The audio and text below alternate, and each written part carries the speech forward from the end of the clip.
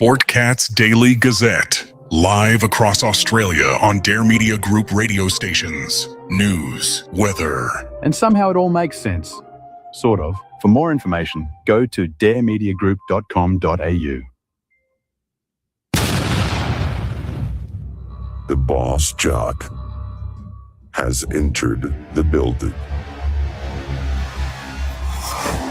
You are listening to the Sportcat Show.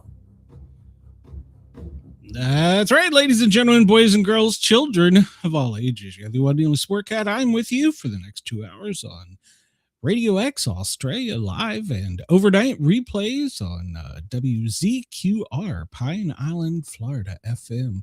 Did you miss me? Well, Winter Storm Fern took us out, but we're live. We encourage you to come over and join the chat. We got Denise here, as always, and Chris. Chris is here, and so is Ivy. And somewhere back here, I'm hiding Brenda. So, hello, Brenda. Hi. I'm better now that I went on a wintry vacation. Wish I could have went to the Alps or something. Yeah, we'll talk about that, I guess. Yeah, that was a nasty winter storm. We're still frozen. Our roads are still frozen. We still can't really drive anywhere. Yeah. It's like, yeah. I think there's still several thousand people without power. Yeah, it was pretty nasty. I was looking up, and some places like New Mexico got 31 inches, and up in Boston area, they got almost 3 feet as well. So, well, they did a good job on our electricity was never a problem. Yeah. We had some issues with icing, and some parts of Atlanta here got up to 3/4 of an inch of ice.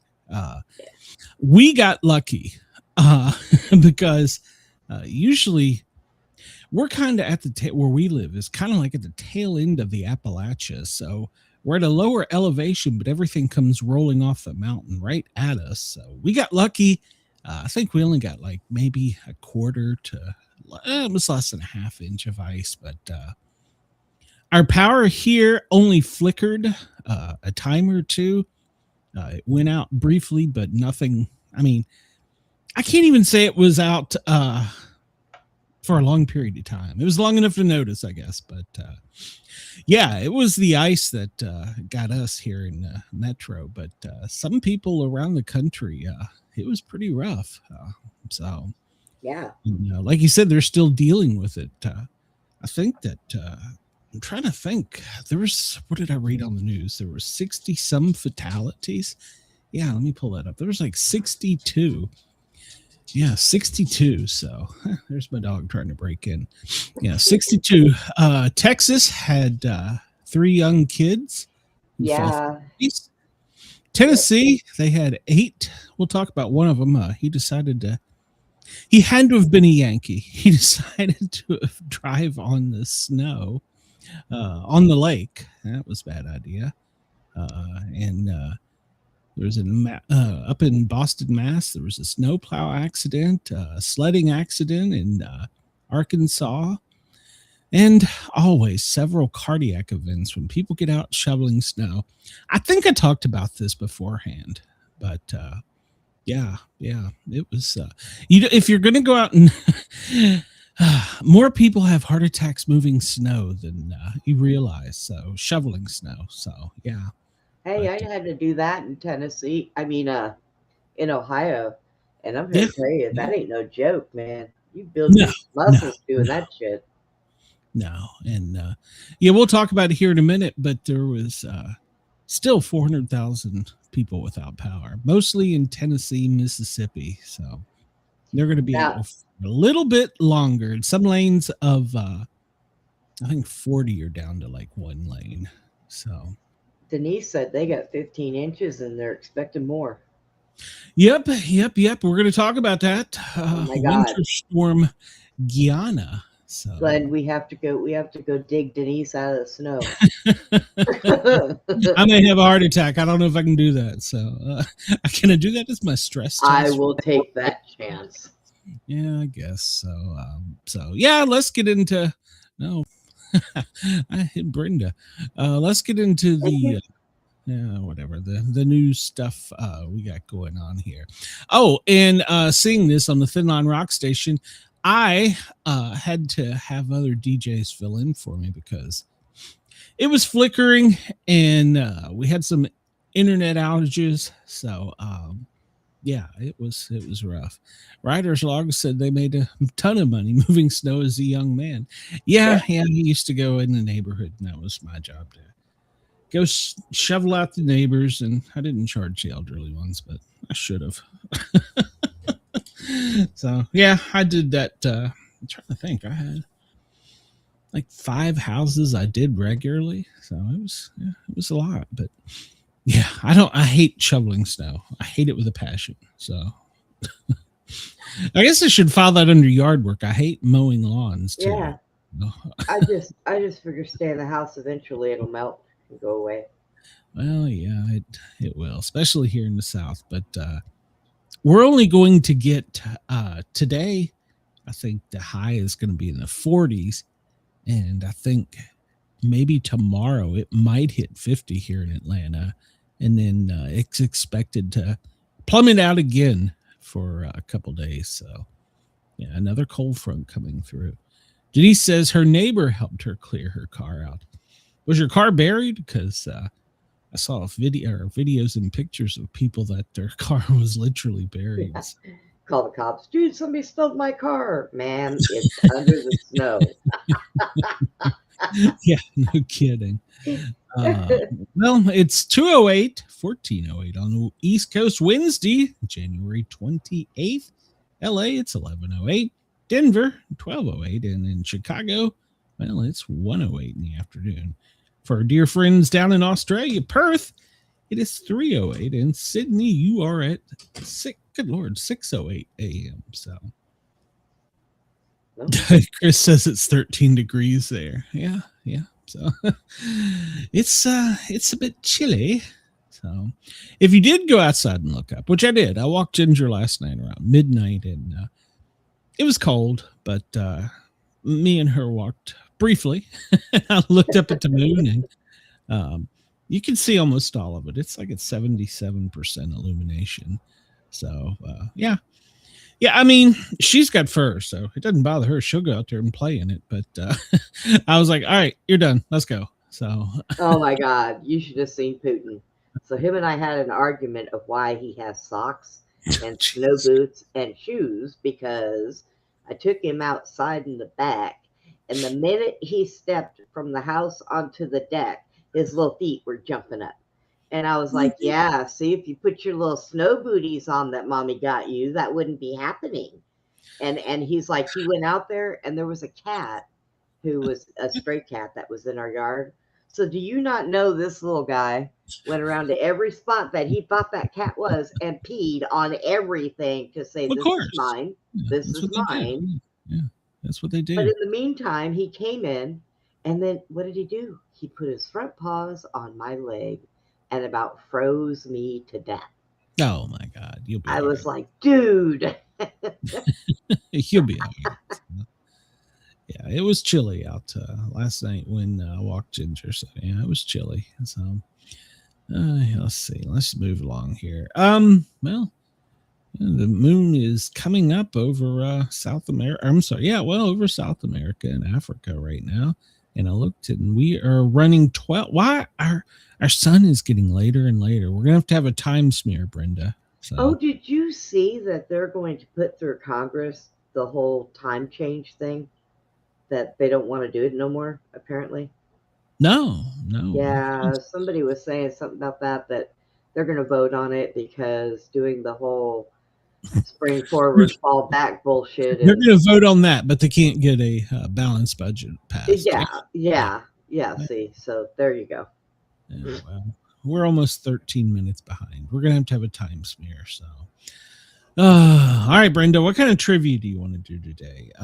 The newest ones: Alabama, Heart of Dixie, 1970s Australian Top 50. Yeah, no, I probably would bomb that one. Planet Avena Jukebox, We've got music in our system, soldiers of literature, easier people mix. I have no idea what that, something about authors. Okay. Death of authors, easier history mix. What's my name? It's celebrities. What's their real name? The Bugs Bunny Show theme song. Fill it in. And I don't know that I know that. Do you know the theme songs to Bugs Bunny? Never ends. I think so. I don't know that one. So, variety TV. What else? Flags of the World. I don't know what the hell that is. Franks of the World. Money. The Ripple in Still Water.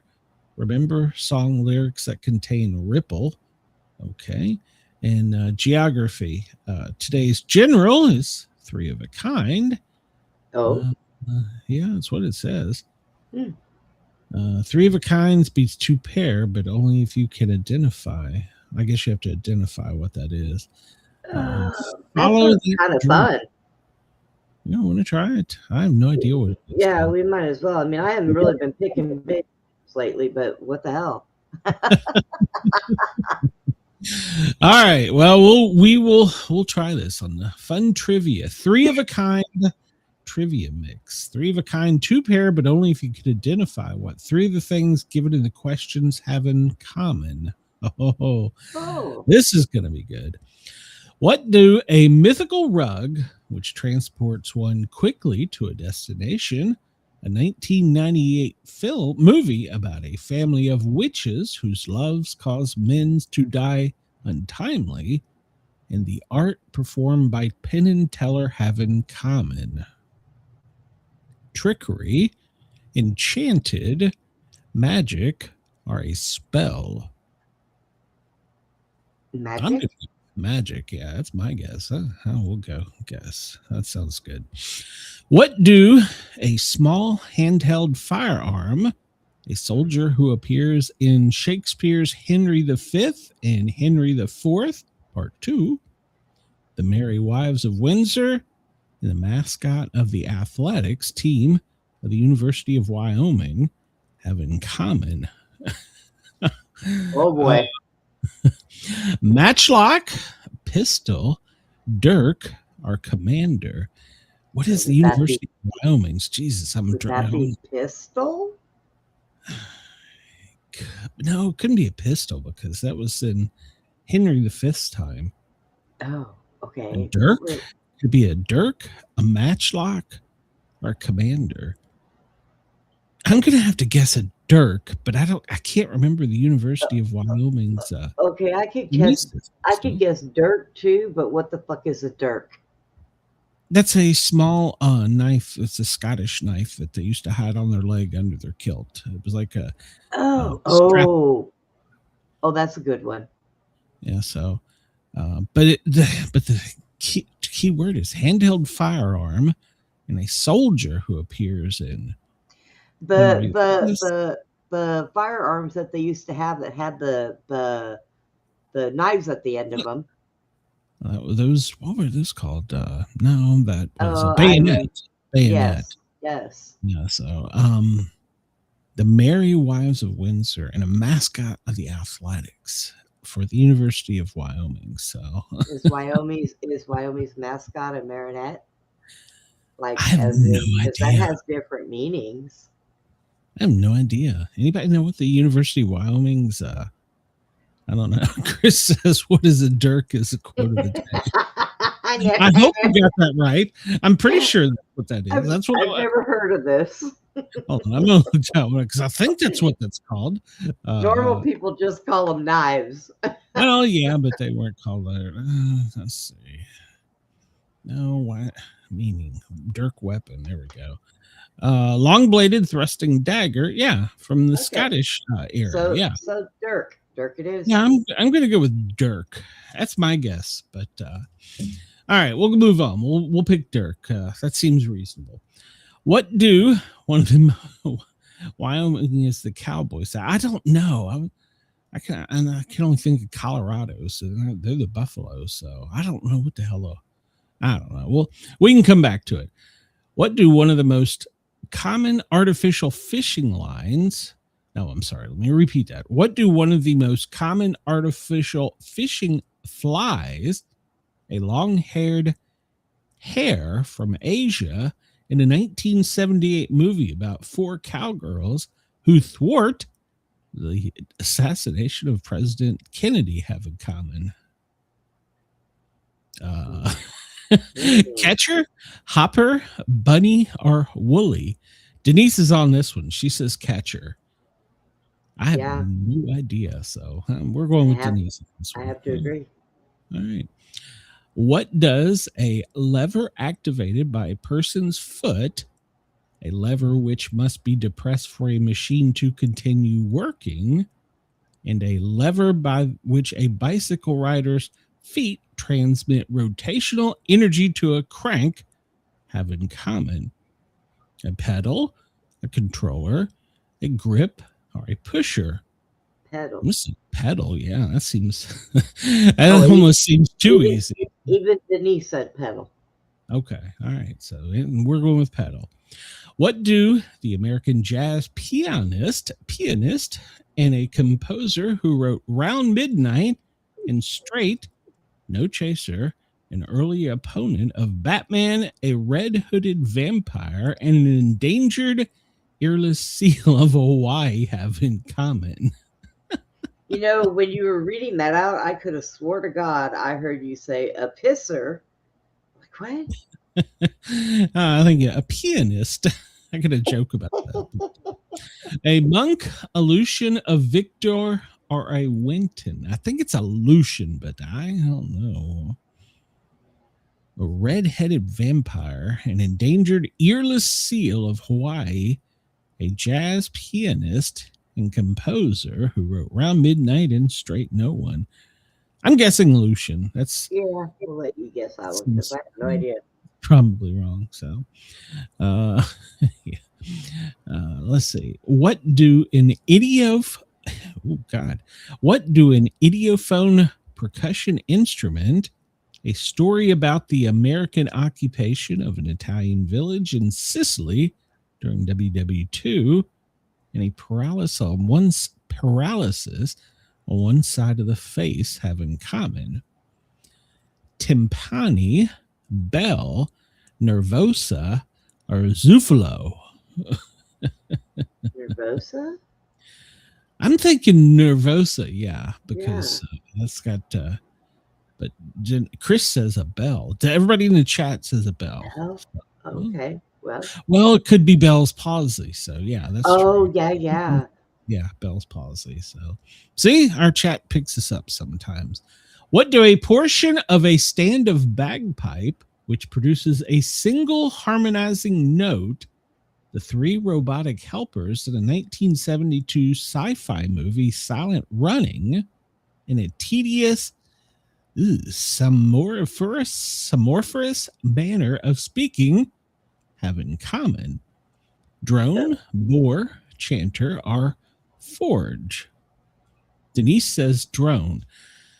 That seems reasonable, but I don't know. Yeah. I was thinking chanter. But... Yeah.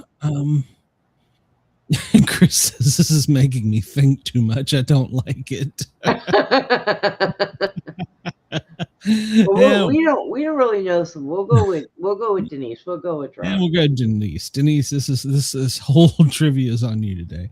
What do a navigational device use to determine the cardinal directions, a device used to measure the distance between 2 points on a map or a chart, and a Jeep crossover SUV introduced in 2007 as an entry-level product, have in common? Protractor, ruler, compass, or patriot?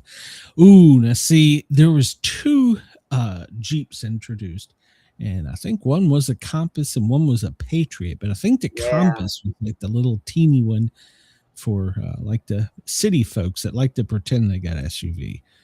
There's a lot of them here in Atlanta.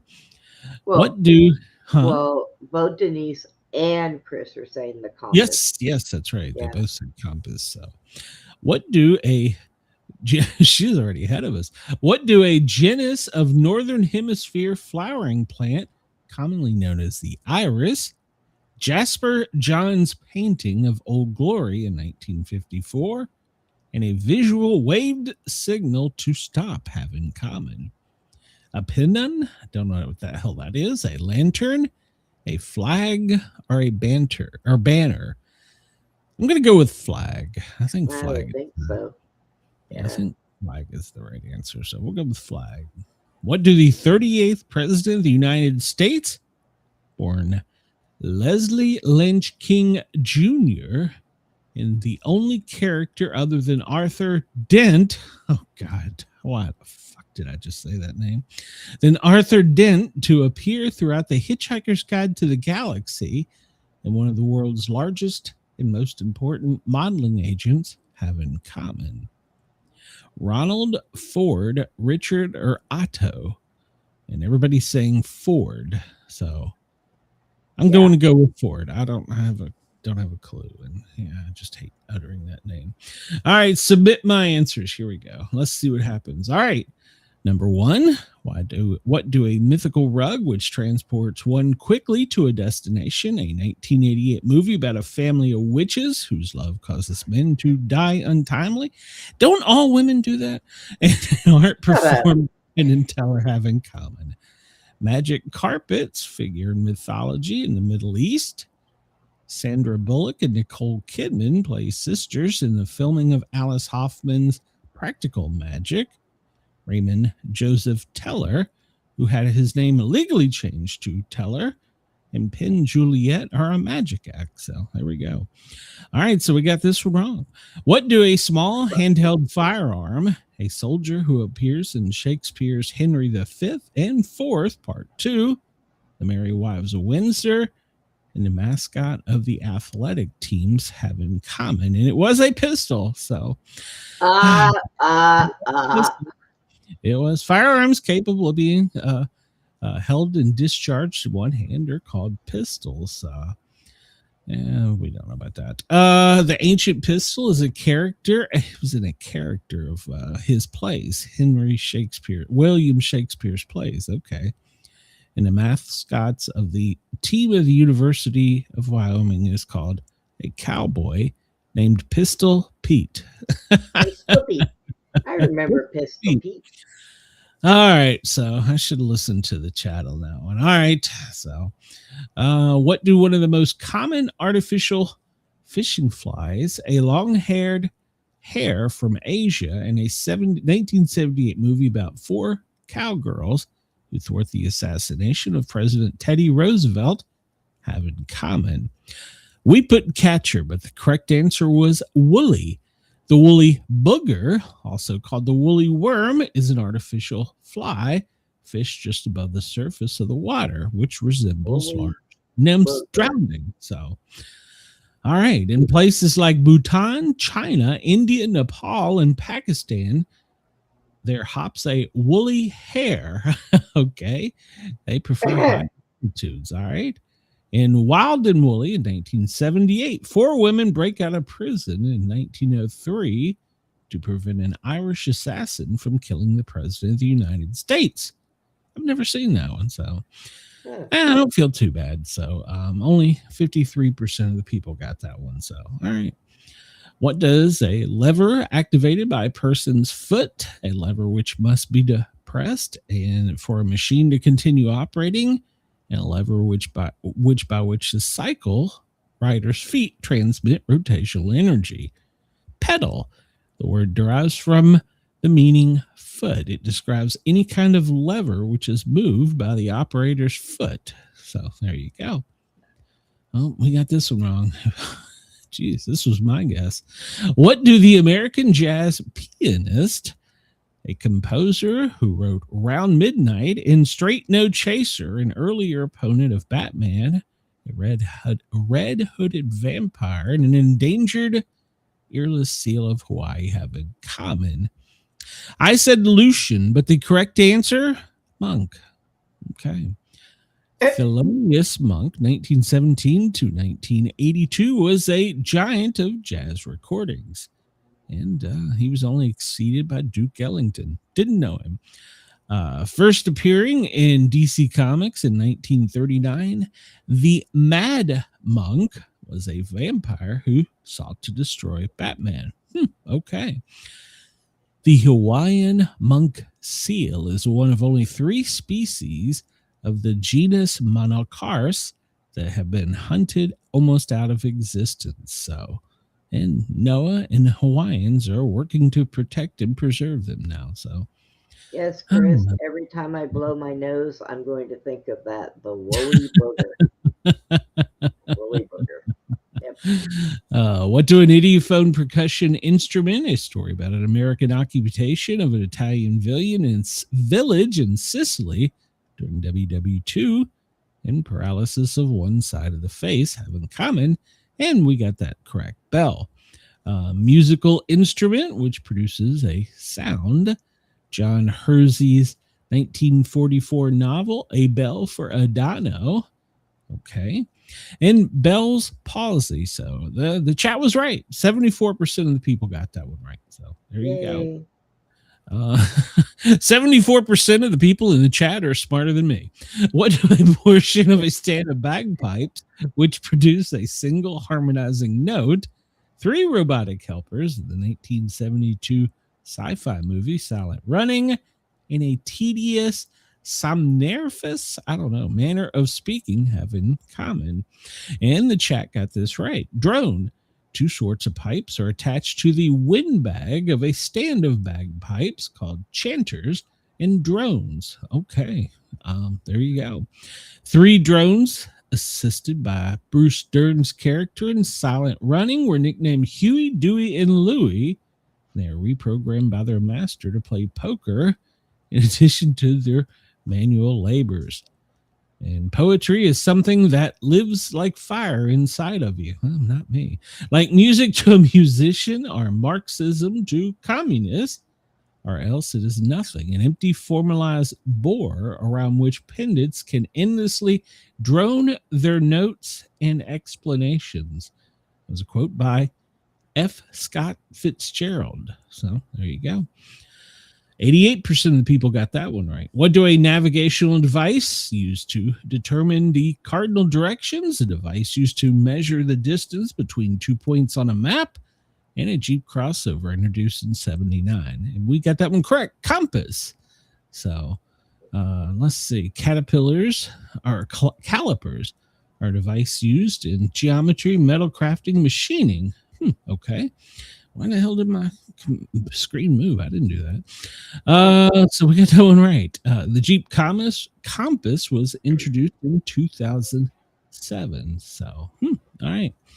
What does a genus of a northern hemisphere flowering plant, commonly known as the Irish, Jasper Johns' painting of Old Glory in 1854, and a visual waved signal have in common?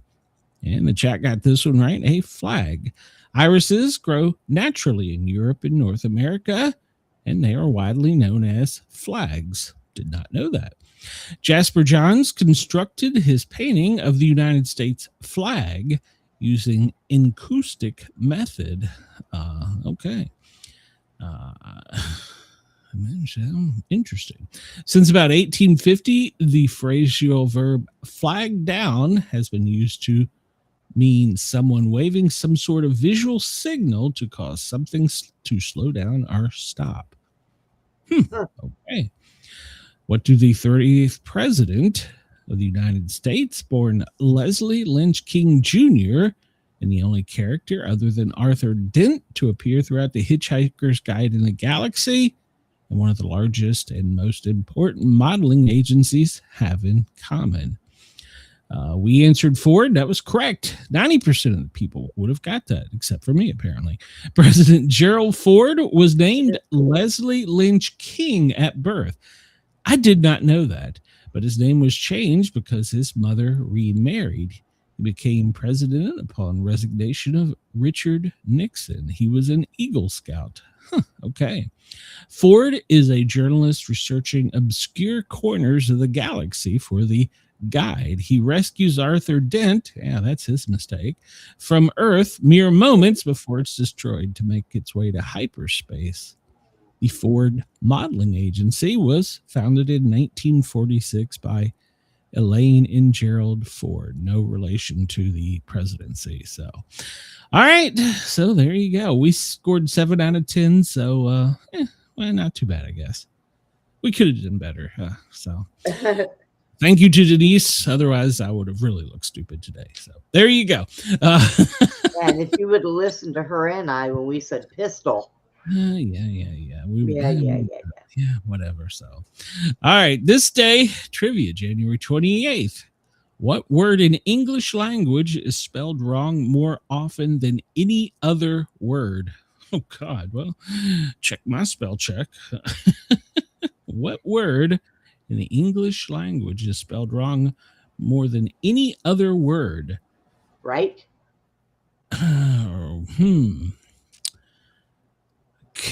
Like right as in writing, or like right is... There you go. That's right. Why. The question you just asked is why.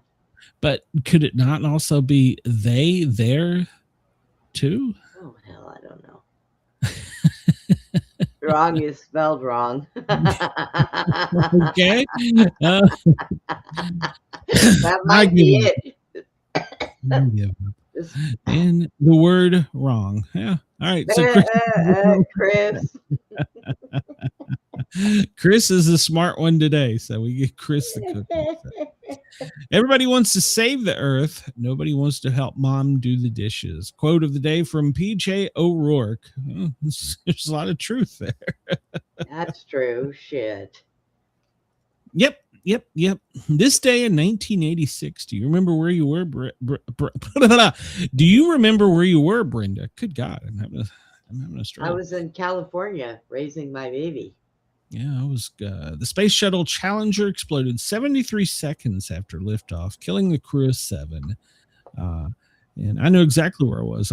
I had went to pick up a friend. He needed a ride to go somewhere. And I literally can tell you the spot I was. We heard it come across the radio, FM radio. So, yeah. Elvis Presley's first national TV appearance this day in 1956 on the Tommy and Jimmy Dorsey stage show. And he performed Shake, Rattle, and Roll. I Got a Woman. So, okay. And apparently it was very controversial because they received a flood of mail from viewers who couldn't understand how they would allow someone like Elvis on the program. Wonder why they didn't like Elvis. I have no idea. And this day in 1916, the first Jewish U.S. Supreme Court Justice, Louis Demblitz Brandeis, probably pronounced that wrong, appointed by Woodrow Wilson. Graduated from Harvard at the age of 20, is widely rumored to have the highest grade average in law school's history. Known for taking cases for no pay, he became known as the Robin Hood of the law. Awesome. Did not know that. This day in 1915, the U.S. Coast Guard is established when the Congress combines Revenue Cutter Services and the U.S. Life-Saving Service into the United States Coast Guard. Okay. We Are the World, January 28th, 1985. Dozens of top-name music stars come together to record the chart-topping single. It was originally written by Michael Jackson and Lionel Richie for the album We Are the World, which sold 20 million copies and raised more than 63 million, which is about 156 million today, for humanitarian aid in Africa and the United States. Fast becoming U.S. popular song in history. Why don't these artists do something like that today instead of the shit they do? So. I could tell you that. Yeah. No. Fantasy Island. This day in 1978, the TV series Fantasy Island debuts on ABC. Boss, the plane. Oh my God. Why do this to me? American League Baseball. This day in 1901, American League is formed, consisting of 8 baseball teams. The first city street lit by gaslight. This day in 1807 in London. Okay. Birthdays today. 1956, Elsa the Lioness. The book, movie Born Free were based on her life story in 1956. Huh. All right.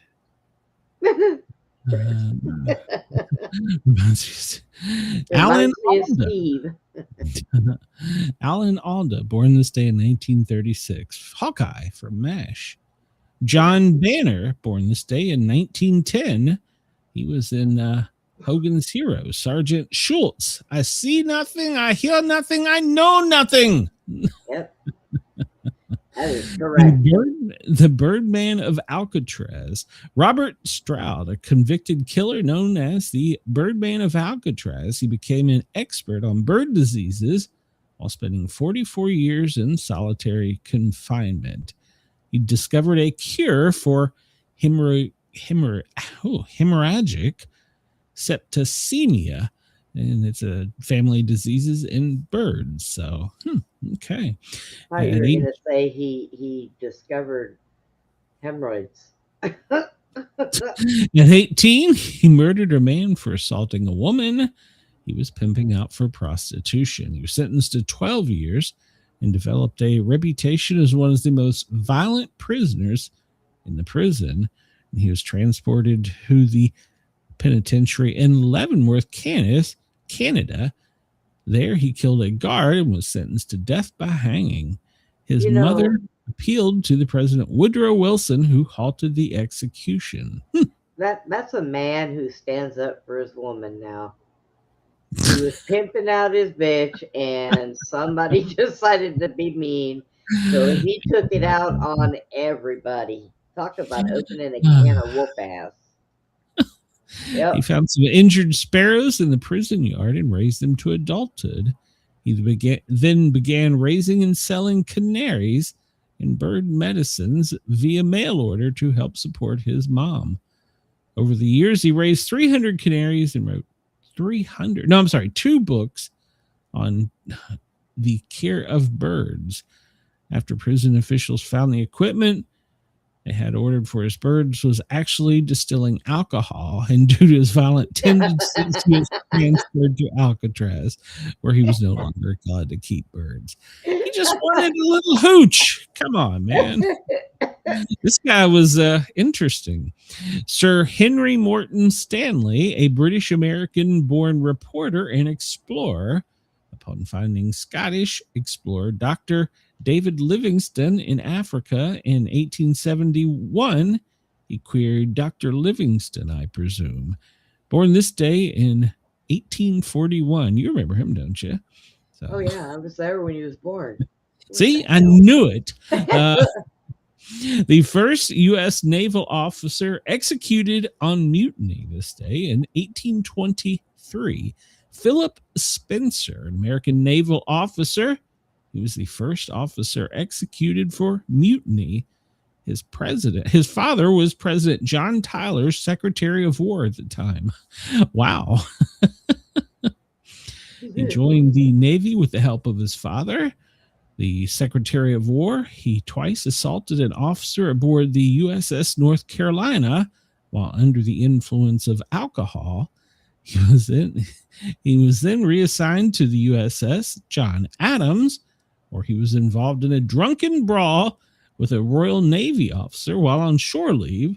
He attempted to avoid court-martial by resigning, but his resignation was rejected, and he was reassigned to the USS Somers. He was then accused of forming a plan with 2 other sailors to seize, good Lord, to seize the Somers and sail her as a pirate ship. The 3 men were hanged at Yardom, so another bad dude there. He just didn't like his Navy career, apparently. Right. Chris says, if he was that violent of a prisoner, I'm not trusting him to take care of him or Jack. Hemograph. Damn it, Chris. Fever. He's a proven murderer. Who's taking his word? Yeah. Well, just think we believed Fauci. So there you go. Oh my God. Barbie Benton was born this day in 1950. American actress, singer, and a Playboy playmate. So, all right. She was Hef's girlfriend from 69 to 76. She was known for Hee Haw, Fantasy Island, and of course her lovely spread. It's amazing. Hef traded her for a younger version. Looks almost just like her, but with blonde hair. I read an article today that men live longer if they have younger women in their lives and if they exchange women to keep younger women. That was something I read today from the AP. I'm like, yeah, I'm not running with that story. Susan Howard, an American actress known for her shows on Dallas, Donna Krebs in Star Trek's the Klingon captain, wife of a Klingon captain, Kang. She was born this day in 1944. Jean-Felix Picard, born this day in 1884, a Swiss-born American pioneer in ballooning and diving vehicles. He and his identical twin, Augusta, established many flight records in 1934. He and his wife made the first successful stratospheric flight through the clouds. Now, how the hell do you convince in the 1800s your wife, hey, let's get on this balloon and fly up about 11 miles? Get her drunk? I don't know.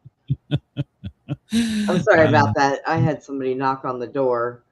I need to hang a sign on my door outside that says, do not knock on my door between the hours of 1 and 3. Yeah, do not discourage. Get one of those, just put a sock on the doorknob. Charles Nash, born this day in 1864. He was known for the Buick. He was the president of the motor company and later GM. And he founded Nash Motor Company. William Seward Burroughs, an American inventor, born this day in 1857. He invented the recording adding machine. Okay. Oh. Here's a pope with no face. Sabine Baring Gould, born this day in 1834, clergyman, author of Hymn of Onward Christian Soldier. Oh, damn. I'll have that stuck in my head now. Clement IX, born this day in 1600, an Italian religious leader and 238th pope, only from 1667 to 1669. That's why he didn't have a face. He was only there for 2 years. Eh? Yeah. He was busy. He didn't have time to pose for a picture. Henry the Seventh, King of England. He won the throne by defeating King Richard III, the Battle of Bosworth Field. The culmination of the War of Roses. He was left the last king of England to win the throne on the battlefield. All right. Yeah, now they just hand it to you, don't they? Unless you're in another right. Arena. So let's see. We will skip quickly through today in history and see if there's anything interesting. It's like today. A worm. Yeah. The first X-rated movie depicting artificial insemination opened in London this day in 1951. La Vie commence domain. Okay. Why am I going to Google this? I want a copy of this movie. I don't. 1985 charity single "We Are the World," which we just talked about. It topped the charts. 2017 Australian Open, Serena Williams defeats her older sister, Venus. So, okay. Did you know Iceland becomes the first Western country to legalize abortion this day in 1935? We'll just go take them over too. So, isn't that what we do here in America? We just take shit over. Yeah, this is mine. They go out there and they pee on it. I want this. This is mine. Yeah. Let it be said. Let it be done. Damn, Ginger's really trying to get in here. Let's see here. It's Lego Day. There you go. Yeah, everybody get out there and step on one. Oh, trust me, Squirt has tons of them everywhere. So. That's probably why the dog wants in. She's like, get me away from this little terrorist. Yeah, probably. It's National Daisy Day, National Kazoo Day. Why don't they give those damn protesters kazoos? We'll talk about that in a bit. American Immigration Lawyer Association Day of Action. Christy McAuliffe Day. She was an astronaut killed in the Challenger explosion. Data Privacy Day. Global Community Engagement Day. International Reducing CO2 Emissions Day. Jose Marti's birthday and memorial. Julian Felipe Day. I don't know who half these people are. Library Shelfie Day. National Blueberry Pancake Day. I knew there was Pancake Day in there somewhere. I knew there had to have been. I like my pancakes with peanut butter and blueberry sauce. National Pediatrician Day. Pop Art Day. Rattlesnake Roundup Day. No, thank you. Thank a plugin developer. I'm on it. Yeah, you're good at rounding up the rattlesnakes. Right. All right, let's see. We talked about all of these. Gift of the Ladybug Day. All right, don't know what the hell that is, but we'll move on. And I think we got all these. Data Privacy Day. I saw some creepy videos about AI might be spying on us. You're just now getting that? What? Well, no, I mean, it was pretty some interesting stuff. So I started to run with the story on it, but I was like, nah, I'm gonna not do that. I think I'm gonna buy me a kazoo. I want a kazoo. I'll give a kazoo to Squirt. There you go. Oh, it's the boy. 39th day of winter. Yeah, and it's only going to get worse. Let's see here. Yeah, we covered most of this, so we'll move on. The modern Lego was patented this day in 1958. Lego bricks from what year are compatible with... I'm sorry. Lego bricks from that year are still compatible with bricks produced today. Okay. And this day in 1959, the Green Bay Packers head coach was named Vince Lombardi. So there you go. He went on to be a great coach and historical NFL figure. Let's see. FBI executes search warrant at Fulton County's election office near Atlanta. Well, that's breaking news. That's right here. So, Lord have mercy. It's going to be ugly. State Election Board in May 2024 heard a case that alleged documentation was missing for thousands of votes in the recount of the presidential contest in 2020. After a presentation by a lawyer and an investigator for the Secretary of State, a response by the county, and lengthy discussion among board members, they've decided to issue a letter of reprimand to the county.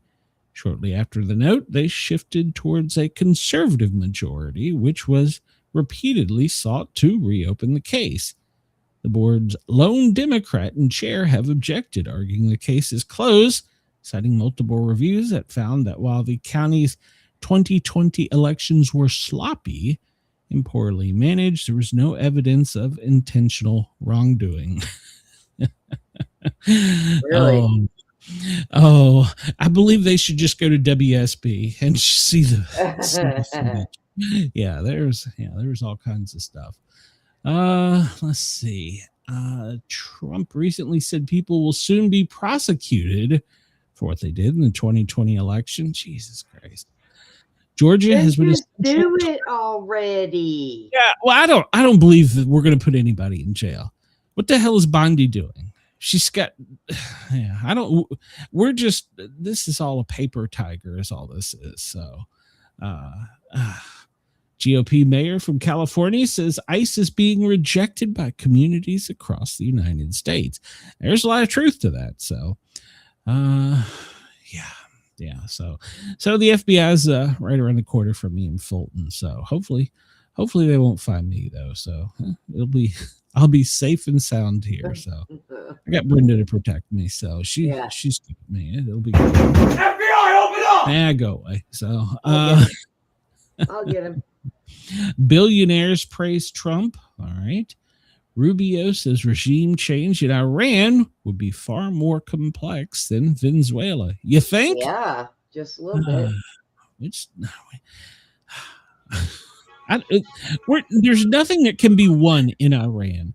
Hang on, I got to take this call. Give me a minute, Glenn. Okay. There's nothing that can be won in Iran. That dictator is killing anybody who doesn't think like him, and he's got a large following. And now they're hiding in schools and hospitals and setting up encampments, hoping that the military bombs them. There's nothing good is going to come from that. I'm sorry. So there we go. Rubio says Venezuelan oil sales will pay for daily government services. I wonder what the hell that means. Let's see.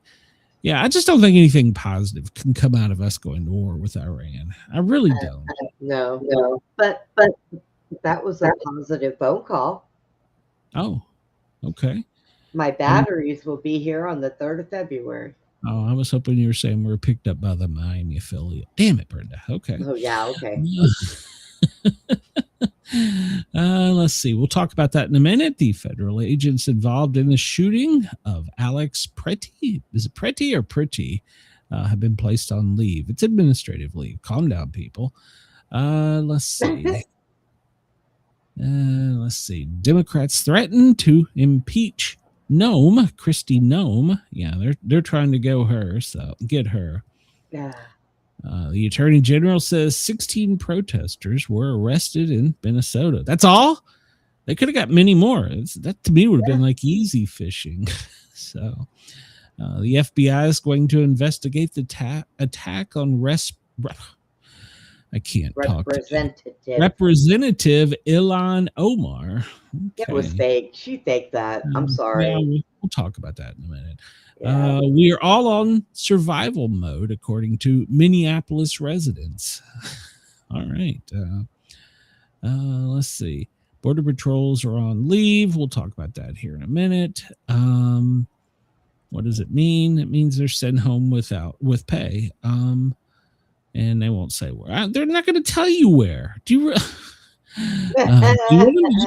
okay, Bob shot him in the back of the head. Tim shot him in the neck. And this guy, well, I think he shot the curb.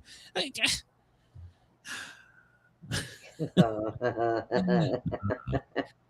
want yeah, well, I mean, I don't know. If you release the information, it's not going to make them any safer. It's going to inflame the issue. So, yeah, no. In Italy at the Olympics that are scheduled to begin in February, like 3 weeks. Yeah, the 6th of February. Italy is kicking out all the ICE agents because they're Nazi soldiers. Their words, not mine. Only 2 agents shot him. Trump doesn't mention Minnesota at a Treasury event. Minnesota Governor Tim Walz visits Pretty's memorial. Oh, well, that was sweet of him because yesterday he was running for his life. So, Walz. Ecuador says ICE agent attempted to enter its consulate. That is true. And they can't do that. The consulate in Minneapolis, well, it was in Minnesota, the Ecuadorian compound, they're not allowed there. That's sacred ground. We can't do that. So let's see. Trump suggests that we'll take a more relaxed approach in Minneapolis. Yeah, so good times. All right. So we'll move on there. Anything interesting here? I think, it's the same one, isn't it? Yeah, I think I just got a double screen. So train attack. Okay. In Ukraine, apparently that's breaking. All right. And misinformation about the shooting. So, okay.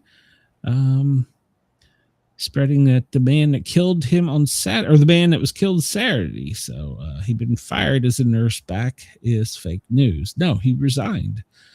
He wasn't working currently. So a lot of questions are, how the hell was he getting paid? So, Lord, I'm not even going to look at that one.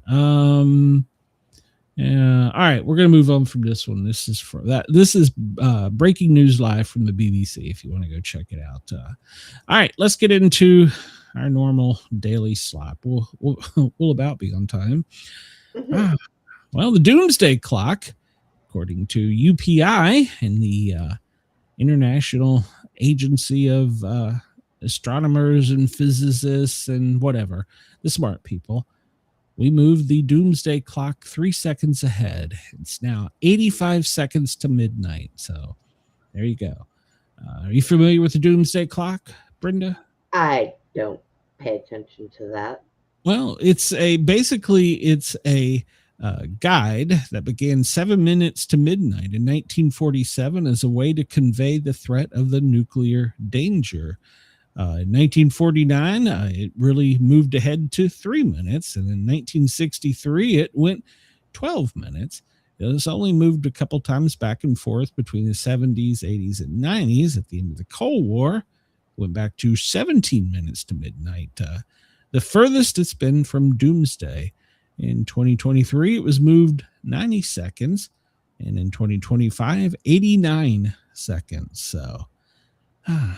So too many people want to play with big things that go boom, and that's why they so us, China, Russia, North Korea, Iran, All right, Brenda, one storm is gone, but yet another is born. That's what they say. Yes. Deadly cold. Brace for the bomb cyclone known as Guyana. So it's another snowstorm that's going to hit the eastern seaboard. Now, there's not a lot of, some people are saying it's going to come further inland and cross over the Appalachian down into the heart of the South in Atlanta and in Georgia. But it's going to hammer somewhere between Chesapeake Bay and probably Myrtle Beach. They're going to be measuring snow in feet, not inches. Interesting. My show title had me singing Motley Crue 10 seconds. All right, well. So yeah, this snow that's coming is, it's called a bomb cyclone. And I could get into the nerd stuff, but basically there's a front coming down from Canada. And it is kind of, it's coming down basically from the mid-Atlantic, Ohio Valley region. It's coming straight down. It's vertical right now, and it's pushing that cold air down into the deep south. Well, what's happening is it's meeting a front off the coast of the Atlantic, and it is pushing it back to the west.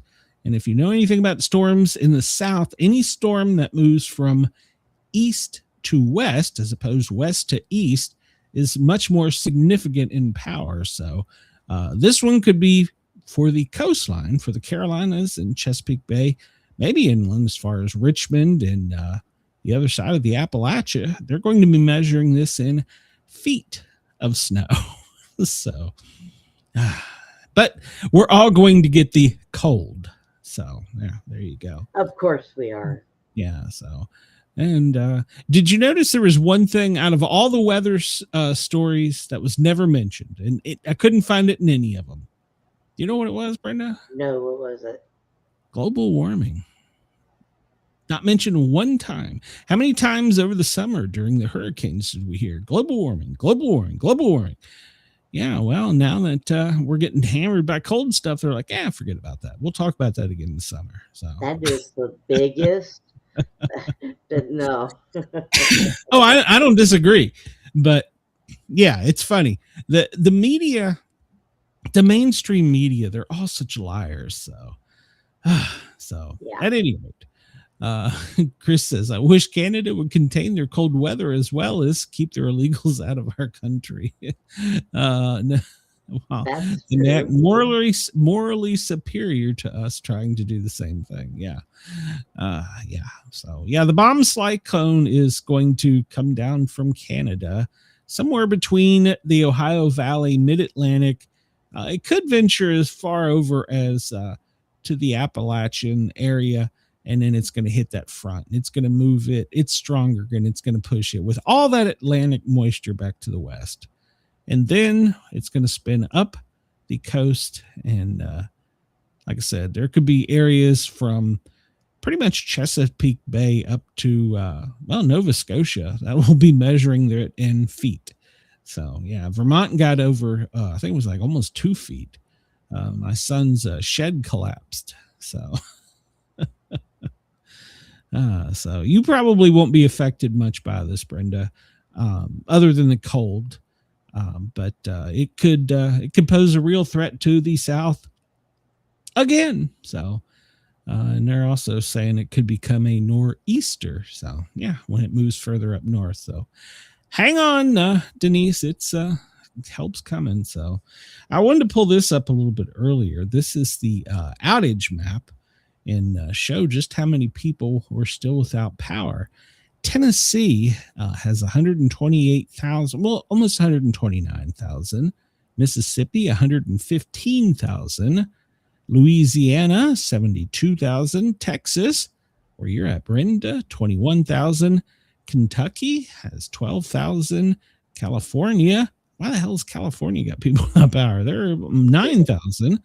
South Carolina, 2,200.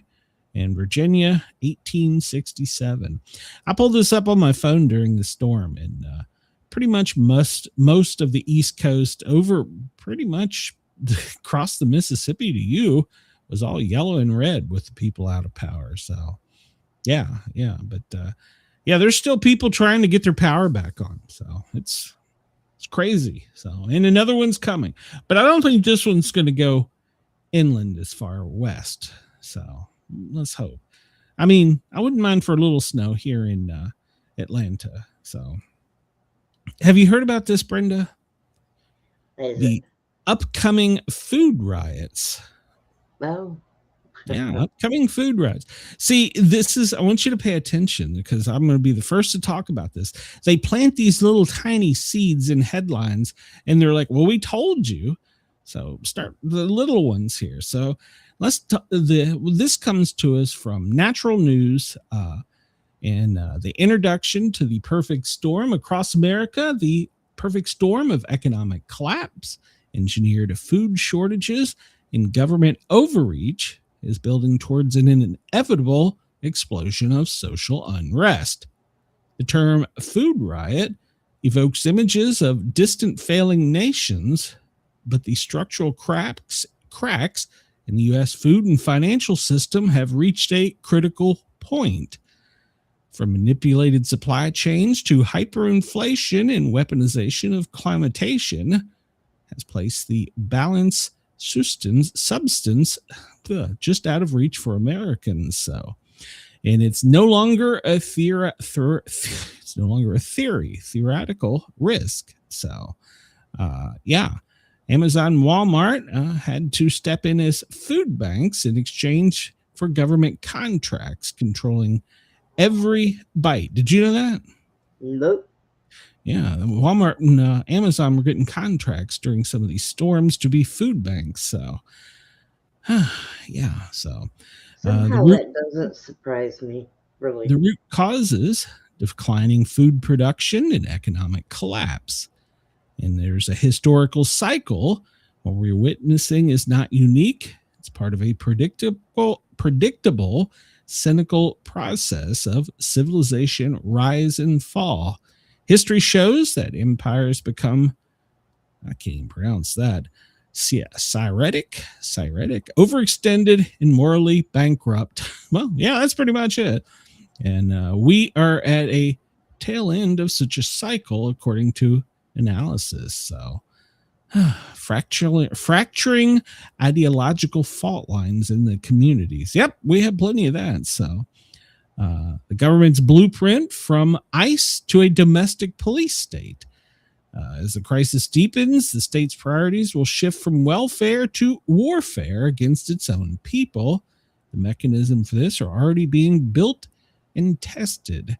Current immigration enforcement officers provide a template for domestic population control. Imagine a scenario where agencies like ICE shift their focus, as one AI predicted model suggested, from drugs to food stamp smuggling. That sounds familiar. The infrastructure, tracking, rating, and detaining is already in place. It merely requires a change in mandation, being mandated. So surveillance, well, we talk about that frequently. The balloons and the drones that are up catching every single transmission coming and going. So we've talked about that before. And then U.S. resources and fading dominance in the world. So yeah, preparing for the inevitable. So the only secure path is a self-reliance and building of decentralized local communities. So according to this, the coming food riots and the state oppressive response are not an apocalyptic end, but a violent transition. So, and you can go read all this if you would like over at Natural News. It's a very good article talking about the state of the country and our economic system and their prediction of a upcoming food riot. So stay tuned. Well, you probably won't hear it from me. So they'll probably have. I don't know who they're going to hear it from, because they sure are going to hear it from me. No, they won't hear from mainstream media. So Chris says every disaster seems to work out as a financial boom for Amazon. They cleaned up during COVID while everyone else had to follow rules. Yep. Well, yesterday, Trump went and he went to a restaurant and started speaking to people. He just, it was staged, but he had the limo stop and they went into a restaurant or a diner where people were at. And he was wearing a glove on only his left hand. So now everybody wants to know, why is he covering his left hand? Is it because of the bruising? Has the bruising gotten worse? So everybody's questioning. That's the government conspiracy of the day, because Michael Jackson did it for years and he was okay. So did anybody ever find out who that was on stage that we couldn't see, that Biden tried to shake hands with? Did anybody find out who that was? I mean, Biden did so much stupid shit and they're worried about a Band-Aid on his hand or wearing the fuck up, people. Oh, yeah, maybe I have a conspiracy. Here you go. Put your tinfoil hat on. Maybe he's really Michael Jackson in a disguise. Oh, God. There you go. I'll throw that out there. Run with it. Not me. So. I think that if I was president and I was going to another country or going to be around a bunch of people shaking hands, I might want to put something on my hand too, because But that's not the hand he shakes hands with. He shakes hands with his right hand. With his left hand, he's keeping gloves. Maybe his left hand was cold. Yeah, I don't know. Anyhow, so that's the thing. So, man injured by Border Patrol agents near the U.S.-Mexican border. This comes to us from, who is this one from? This one is from, I can't pronounce it. Well, you can read about it. A man who authorities say was involved in human smuggling was shot in exchange of gunfire with the Border Patrol. They were attempting to apprehend a 34-year-old Arizona man during a traffic stop when he fled and shot at a Border Patrol helicopters and agents. The suspect, Patrick Gary Shigale, was transported to a hospital and was recovering from surgery on Tuesday evening. Authorities from the Pima County Sheriff's Office said during a news conference that he believes the Border Patrol agent involved in the shooting acted lawfully based on what is known so far. The investigation is ongoing. So, yeah, he fled. He shot at the helicopter and then he shot at the agent. And, well, he didn't win the shootout. He's in critical condition. So. And people are upset because of this, right? Let me guess. They're not as upset about this as they are. Okay. Minnesota, so. Okay. This is an exclusive from PM. ICE captures 2 illegal immigrants fleeing arrest in Maine after locals lend them an ATV. Local residents in Waterboro have reportedly been cheering on ICE agents, with some even providing direct assistance like a loaned ATV. In a scene resembling an action movie, a U.S. Immigration and Customs Enforcement agent borrowed a resident's all-terrain vehicle to chase down and apprehend 2 illegal aliens who attempted to flee on foot through deep snowy Maine. That would have been fatal for them, probably. The incident, captured on video exclusively by PM, obtained by the Post Millennial, is the name of the publication, and it occurred near Little Ossipee Pond in Waterboro. Shows the 2 illegal aliens dressed in dark clothing running across a vast frozen landscape as they trudge through the snow. And then you see an ice agent appear driving an ATV. Oh boy. Yeah. There's no uprising about this one, but you know what? I'm going to just throw this out there. If the agents hadn't caught them with the snow being that deep, that could have been very bad for their health. So, because I'm going to guess they were probably ill prepared to deal with the cold weather when they fled. So they probably just had on jeans, boots, and a jacket, and they were in waist deep snow in areas. So yeah, it's probably good that they got captured. So have you heard about I'm sorry, this? I would have just been inside, not out in the snow. I don't know what they were thinking. Yeah. An unhinged Virginia nurse who encouraged her colleagues to inject ice agents with paralytic drugs is swiftly fired. Now I want to know how she gets access to paralytic drugs so easily. That's my first question. Well, she's a nurse. If she works in a hospital, that would be kind of No. That's not as easy as you think, because those are, if you're in pharmacy, maybe, but no, you don't just go over to a counter and pull out paralytic drugs. Not even on the ambulance. We had a process, and if you even cracked that seal during the movement of a patient and it hit the locker, you had some splaining to do.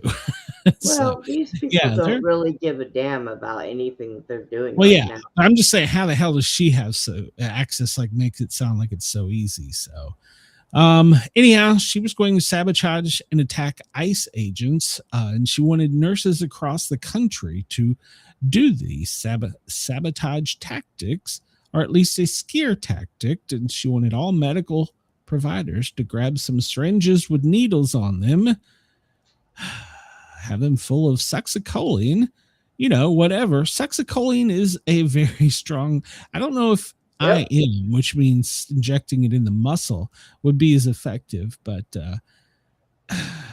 it would cause temporarily anesthesia and a temporary paralysis. It does wear off quickly, but I'm not sure about the metabolism of it through intramuscular, which is just basically a jab. Right. But she was encouraging them. She says, listen, anybody who's got poison ivy in their yard, rake it up, put it in their gloves, soak it in some water, and then spray the agents with it with a water gun. This lady was just nasty. Wow.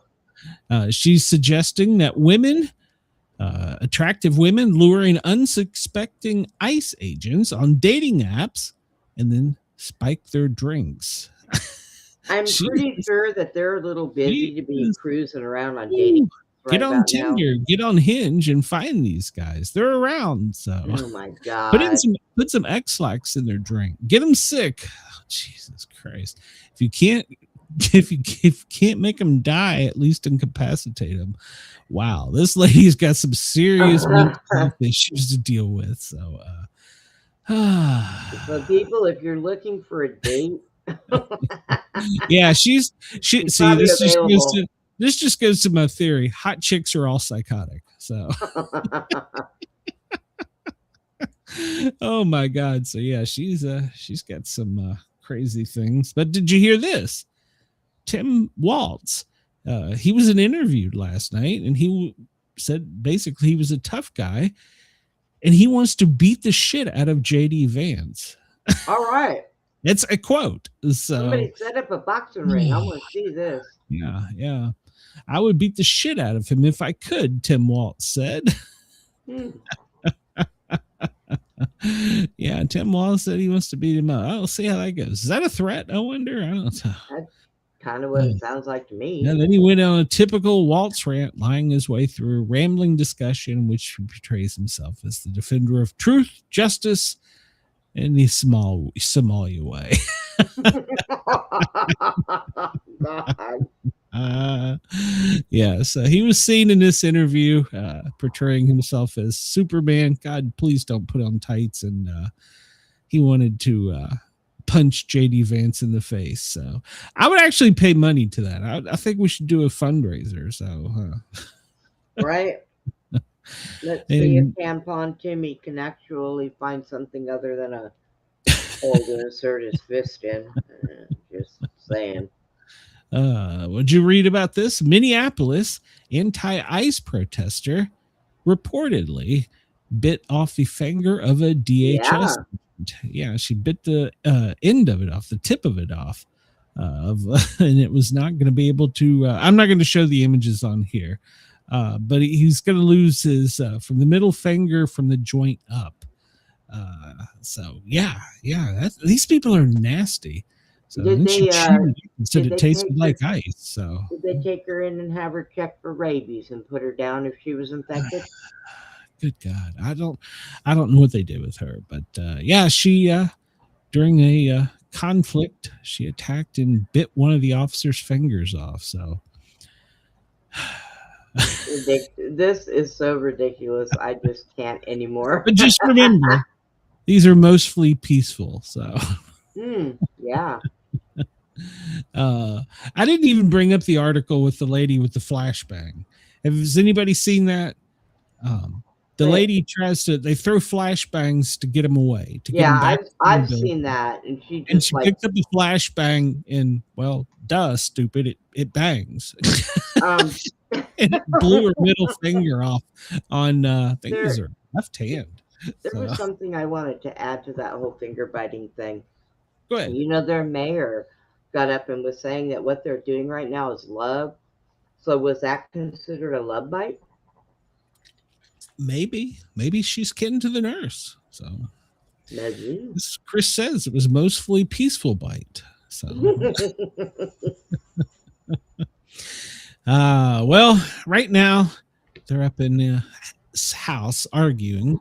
The Democrats are threatening to shut down the government if any DHS funding is included in the appropriations bill. Oh my God. They're threatening to shut the entire country down during a major winter storm that just occurred and another one coming up because they don't want ICE funded. Oh yeah, and I forgot, Writer's Blog says love bite, kinky. I forgot to mention, I saw a thing go across the wire to reporters, and the government, this is I don't know if it's true or not, is encouraging during weather forecasting not to use the word ice because now it's a bad word. So okay, they're encouraging people not to use the word ice because it is a bad word. I just can't. What world do I live in? So.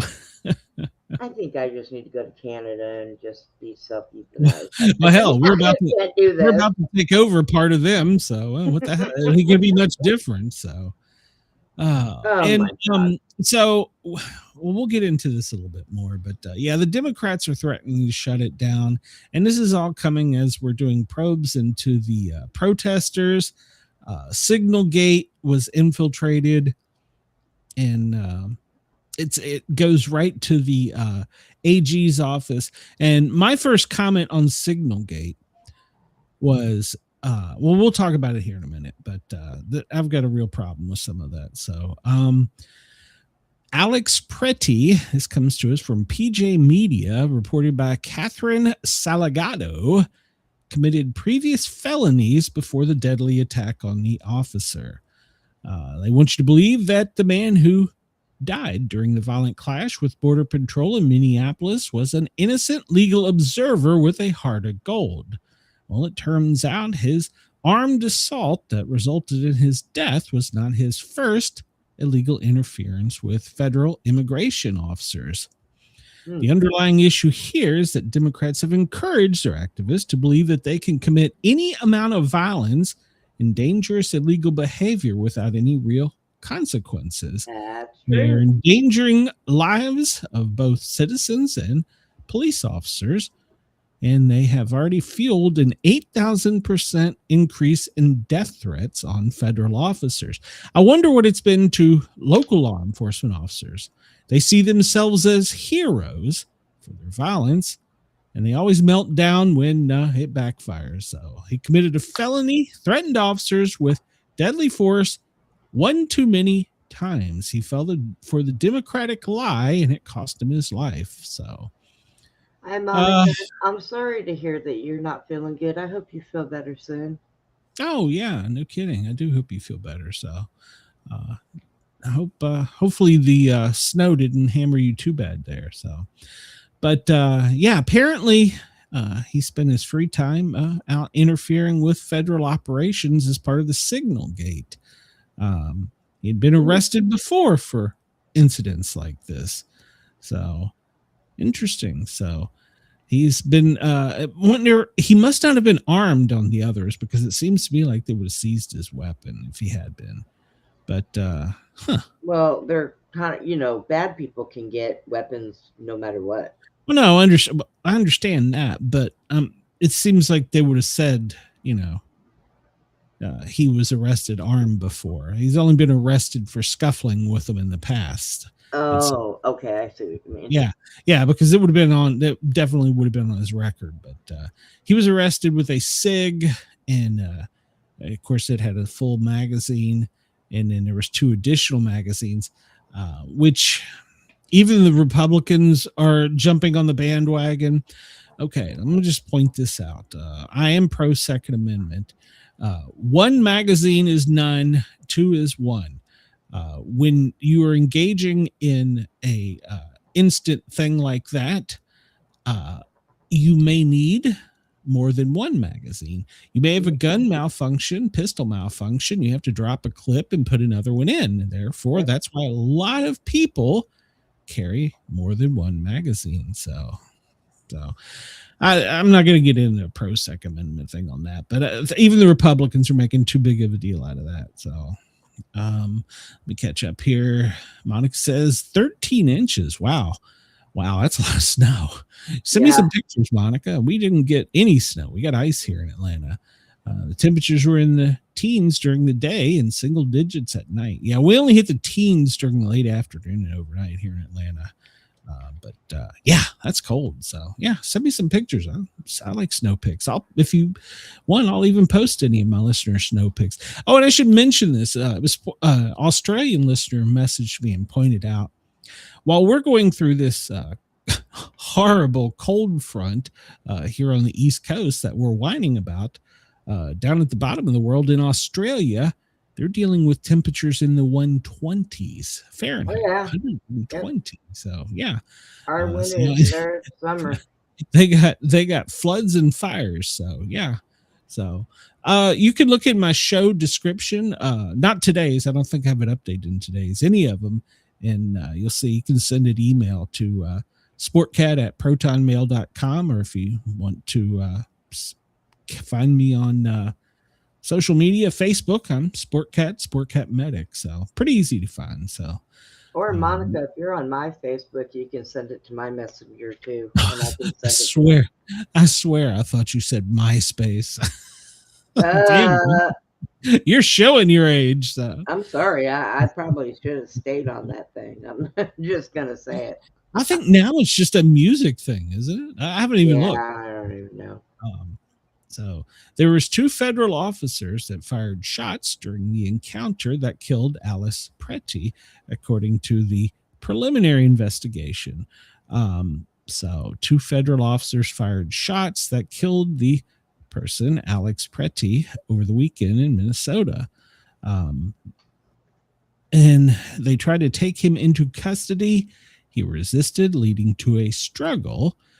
During the struggle, a Border Patrol agent yelled, "Gun, gun, gun," which is what you do as a law enforcement officer.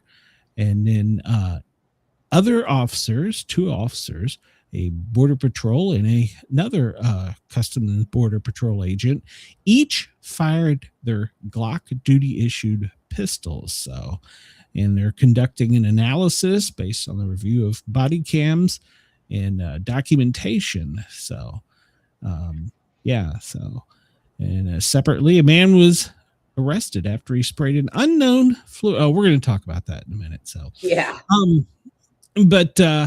So, all right, here, I'm only going to do this one. Well, let's finish with this. Agents involved are placed on administrative leave. 37-year-old Alex Pretty was two officers who we talked about, and they are basically they're putting him on administrative leave. So they're until the investigation's complete. So, all right, everybody see the video. Everybody knows what happened, knows the outcome. I'm only going to do this once because I'm not going to be like these clickbait people and try and get people to come over and argue with me or tell me that I'm right or I'm wrong. Here is my view, my hot take. And I said this from the moment I saw the first video. The one officer that was in the tan jacket with the brown boots that yelled gun, gun, gun was in the process of disarming him. And in the process of disarming him, he retrieved it from his holster, which he was wearing on his back. Horrible place, by the way, to put it if you're a concealed carry person. And he turned to his right and went to go behind a vehicle. So now let's get to some order here. This happened within seconds. This wasn't over a long period of time. This wasn't anything that you can slow down. And it's great to armchair quarterback, but he yelled gun, gun, gun while he did disarm Pretty. And then he turned to his right and started going back towards the other side of the street. If you pay close attention as he is taking his second step, you can see the SIG discharge unintentionally. Don't know if his finger was on the trigger. Doubtful, because it looked like he had trigger control. Or SIGs, that particular one, has been recalled for unintentional discharges. In fact, that's why police and military don't carry that one anymore. It's a very expensive. It's about a $1,700 gun, not to mention the optics he had on it. So let's put this in slow motion mode because we can armchair quarterback. He yells gun, gun, gun. He's disarming him. He turns, goes to the right. He hasn't had time for him to yell all clear. The gun discharges. Officers do what they are trained to do. They heard somebody shooting at them. They returned fire. If you notice, during the exchange, there's a single gunshot, and then seconds, not even seconds, maybe a second later, there's a volley of return fires, which was what the two agents did. It was a horrible thing that he lost his life for being stupid, but I'm not even going to get into the legalities. He didn't have his ID. It was legal carrier, but none of that at this point matters. And I'm not even going to say he brought a weapon to a, whatever you want to call it, a riot. It was within his Second Amendment rights. He could do that, and he had a concealed carry. So I personally, if I feel I need to conceal carry and I'm going somewhere and I want to think about large crowds of people, you have to think about losing the firearm either during a scuffle or some type of exchange. Is it better to get shot or a punch in the face? So I'm just throwing that out there. That was his choice, but it was well within his rights. But unfortunately, these two officers are going to have to live with this, and it'll probably be ruled as justified once they slow everything down with the audio. And remember, everything we do and see, we're doing armchair quarterback. We see it in an exaggerated period of time. These people, it goes through their head. I'm talking about the officers, and is processed in milliseconds what we're processing in minutes, days now. So, and social media lost its goddamn mind over this. Oh my God. So it was unfortunate. But let's just be frank. How could this whole thing have been avoided, Brenda? The guy not have a gun to begin with. Well, that's one. Or if he just stay at home and mind his own business. So. Well, and then there is that. Here's some advice not to get shot. A, don't bring it. 2, just don't go. Why? Okay, look, if it's a mostly peaceful protest, why are you taking a gun anyways? No argument there. So I mean, why? Do you think you're going to be able to take a shot at one of these officers that are padded and all this other stuff and be able to get away with it? That's the other thing. These officers, their cortisol levels, their adrenaline levels is on high. I mean, they don't even let them rest in the hotels, for God's sakes, at night. Oh, I know. So they are sleep deprived. They're on high alert at such levels. It's unbelievable. So, you hear a gunshot, you return fire, you eliminate the threat. But I don't think that the officers intended to take a life that day. I don't think they got up and said, let's go take a life today. I think they merely in milliseconds had to make a decision if they wanted to go home at the end of the day. So, well, not only that, but there was other people around, right? So not so much involved in the scuffle with them. No. Okay. There was a scuffle off to their right with a woman, and there was some controversy about whether Pretty was trying to help the woman, or it was kind of an odd exchange. Now, first off, I'll just be honest. The officers kind of shoved the woman. That was uncalled for.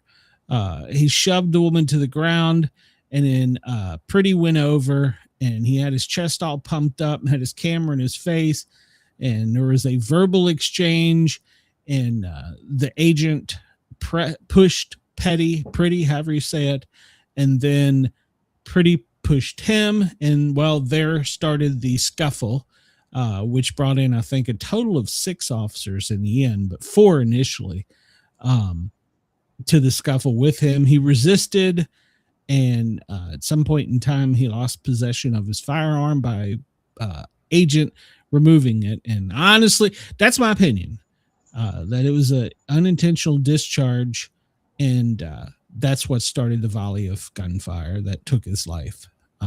Those officers have to live with that decision for the rest of their lives. So, because unfortunately, I think it's going to be ruled that it was a justifiable shoot because of the unintentional discharge.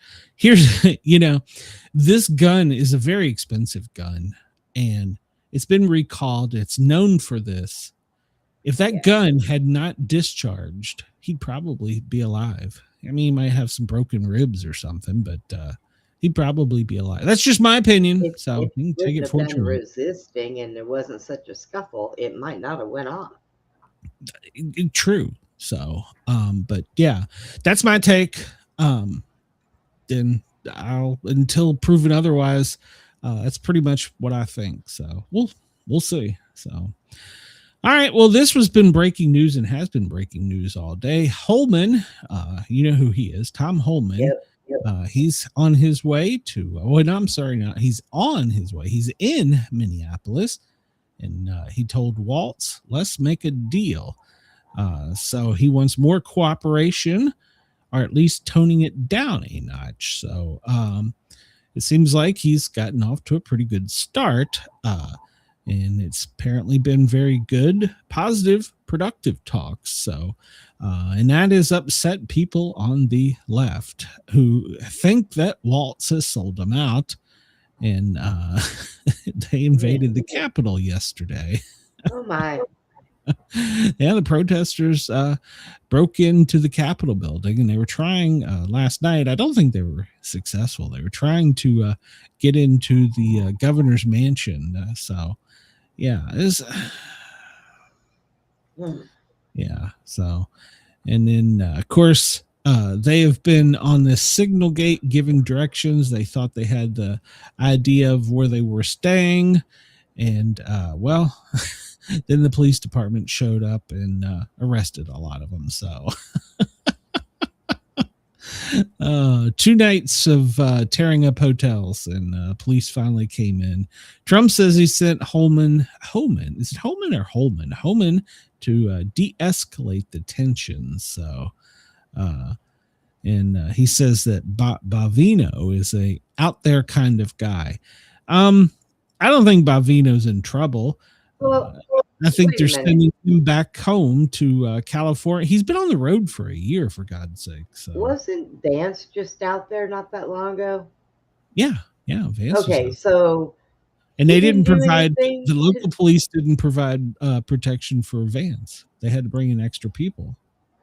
But so he wasn't there to do something to de-escalate, and now it escalated again. No. Vance he tried to set up a community roundtable, and both Ray and the governor and the mayor both declined to attend. So they think by sending Holman out there, it's going to help. Well, apparently it is. Apparently they flinched. Okay. So it's to be determined. I think they're sending some people home. They're saying basically, if you will have police protecting us doing our job, if we've got the intel, if we've got the knowledge, we know where they are, and we're going to go in and we're going to get these bad guys. And if you will protect us while we do it, I think they're going to send some agents home, because that's what the majority of those agents have been there, to protect the people doing the boots on the ground arresting. So if the local police would step in and do their job, then they wouldn't need to be there. So it's a give and take relationship. So, but as I said, go ahead.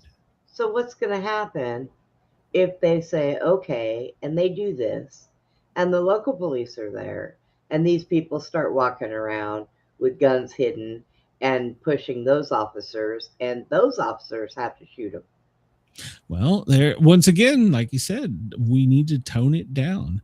We threatening to punch the vice president, getting to beat the shit out of him. I don't think it's toning it down. No. I don't think it's toning it down. So yesterday afternoon, like I said, they stormed the Capitol after the concessions to Trump. They were in there, and of course he met with Trump. He met with Holman yesterday, and he's met with him today, and they have an ongoing dialogue and basically a back and forth conversation going on. And well, it's a citizens have invaded the Capitol, and they think that he's give up on them. So, it's what he's doing is too late. He should have done something a long time ago. I agree. Communities. I agree. So, and then we have this here. Here we go. Jacob Frey, the mayor of Minneapolis, puts him on note. Trump puts the mayor on notice over a serious violation of the law. And Trump's quote, "Not mine. He's playing with fire." Him and Mayor Frey are going back and forth yesterday and today. Jacob Frey says, "I shared with Mr. Holman the serious negative impacts this operation has had on our Minneapolis and surrounding communities, as well as the strain it has placed on our local police officers." Now here, pay attention. "I also made it clear that Minneapolis does not and will not enforce federal immigration laws, and that we will remain on keeping our neighbors and street safe. City leaders will continue to stay in conversation with Mr. Holman and his team." So the state police have been called in. The National Guard's already been deployed. They were handing out donuts and hot chocolate to the protesters. Jesus Christ, that was disgusting. So now they're back and forth in an X-war. This is from President Trump. Surprisingly, Mayor Jacob Frey just stated that Minneapolis does not and will not enforce immigration laws after having a very productive conversation. Could somebody in his inner sanctum please explain that this statement is a very serious violation of the law and that he is playing with fire? To which Mayor Frey replying to it in the X war. The job of our police is to keep people safe, not enforce federal immigration laws. I want them preventing homicides, not hunting down a working dad who contributes to Metropolitan Minneapolis, I guess is the abbreviation for MPLS, and is from Ecuador, similar to the policy your guy Rudy had in New York City. Everyone should feel safe calling 911. So, yep, they're going back and forth. The mayor is not flinching and not letting his police department help him. So, and we have another mayor and police chief. Philadelphia is preparing an ambitious plan to protect its city from ICE and help local law enforcement, feel more empowered to arrest federal agents. Okay. The city is worried that they're going to be under the next violent ICE attacks. And, well, they've been on the ground and picking people up. And so the city is planning, getting it planned in advance. They are banning federal agents from using face masks, requiring badges, and they're prohibiting Philadelphia police officers and city services from cooperating with ICE or offering any data on residents, banning ICE agents without judicial warrants from all city property, schools, courts, hospitals, and all private businesses. So, during a rally today, the district attorney of Philadelphia said the wannabe Nazi Trumps is unleashing on cities and prosecute ICE. And he promised to prosecute ICE officers who break state and local laws. If we have to hunt you down the way they hunted down the Nazis for decades, we will find your identities, we will find you, and we will achieve justice. Wow. And that's from the police chief, the district attorney, and Mayor Parker. So she says that she has the guts to stand up for them. That I guess the rest of the country doesn't. So, yeah, this is going to end up being a damn civil war. So, yeah. Good Lord. Chris says, I recognize Holman's photo from a picture of Obama putting a medal on him for being an outstanding ICE agent. Yep. Under a different administration, he was a hero for doing the exact same thing. So, this is from Red State, talking about Signal, the chat group. People need to understand that this is organized. There's money involved in this. There's vetted funds in this. In the Signal group, they have group chats, mobile patrols, foot patrols, dispatch. Then they have all kinds of other things. But here's the one that bothers me the most. License plate checker. Good God. They should not have access to NCIC and the ability to run license plates or driver's licenses.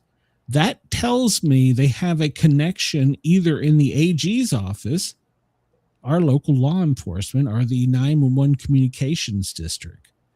Because when I took my classes dealing with NCIC, which is basically your dispatcher sitting at a tag and they tell you, I want you to run Tennessee 1, 2, 3, 4, 5, 6 and tell me what it comes back to. Give me a 2829. It's a records check and check for warrants. It's a basic police thing.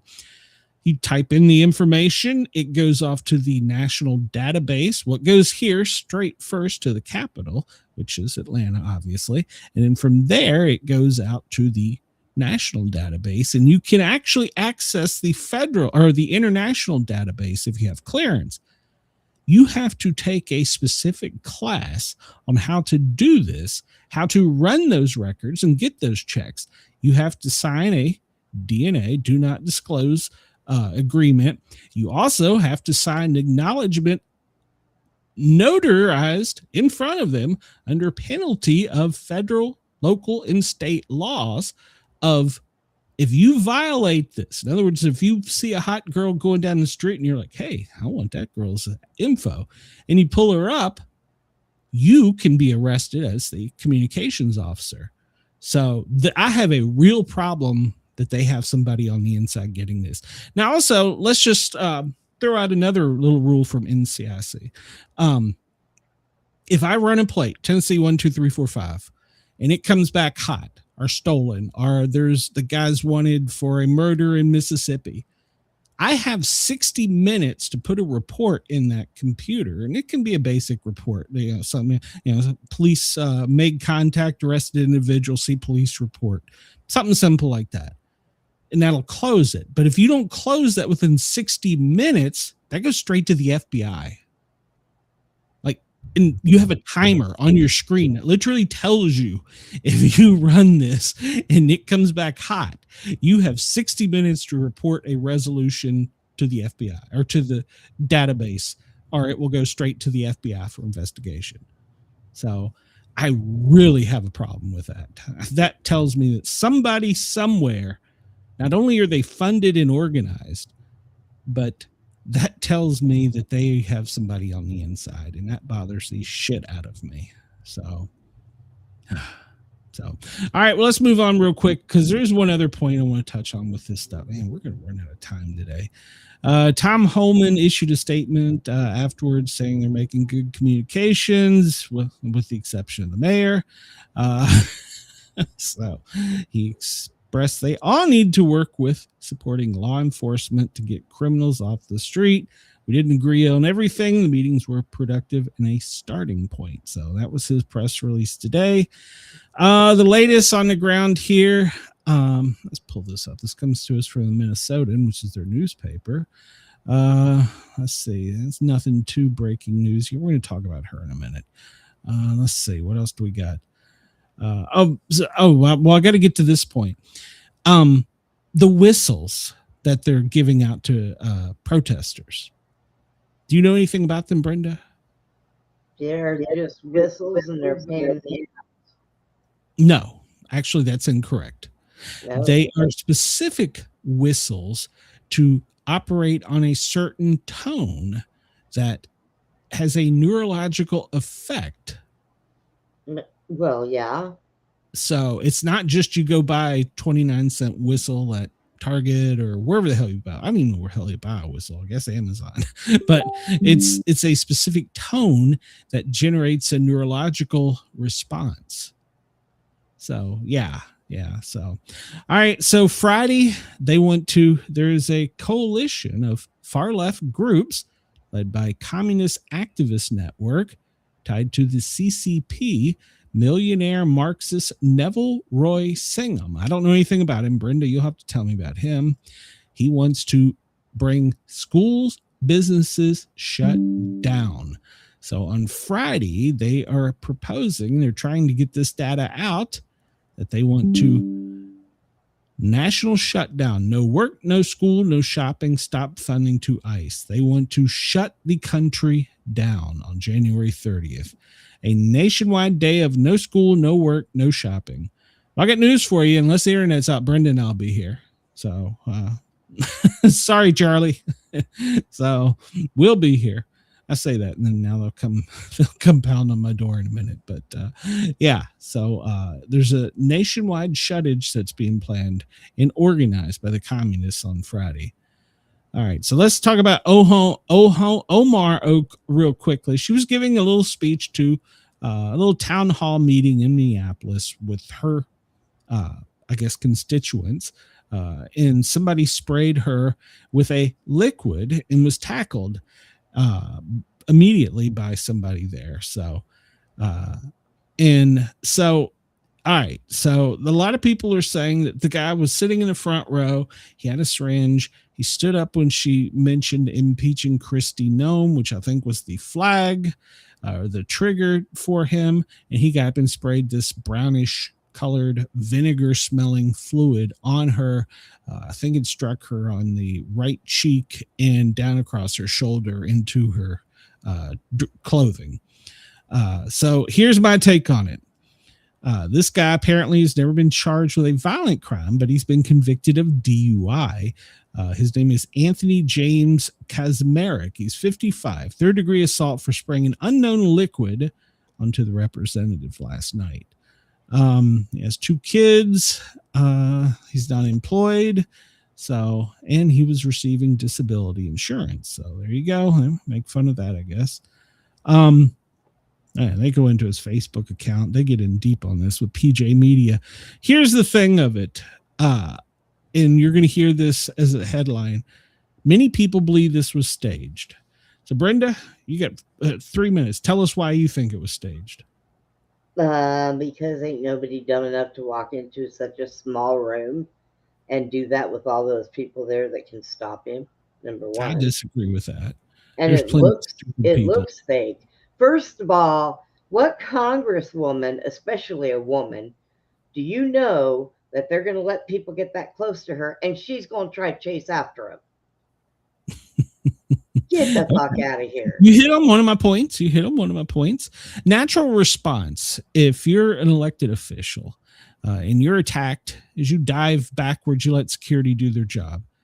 She ran towards him as if she knew the danger was over. He could have had another needle that he stabbed in her chest, for all we know. So she ran towards him. That's not a natural response. That's my first thing. Secondly, security failed her miserably. Aside from the fact of him being allowed that close proximity and not being, maybe he could get a syringe through of whatever. It may be he got that in. So, well, he obviously did. But security failed her there. They failed her by letting it even get to her. But here is my argument as a hazardous materials technician. We're still calling that an unknown fluid, right? We carried on with that fluid on her face, or wiped off of her face, on her clothing, on the podium, in puddles of that, into a room full of her constituents.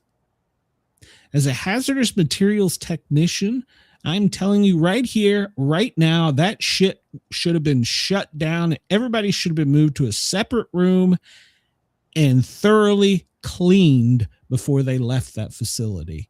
And then the FBI hazmat team come in and investigate. So, yes, that was a staged event.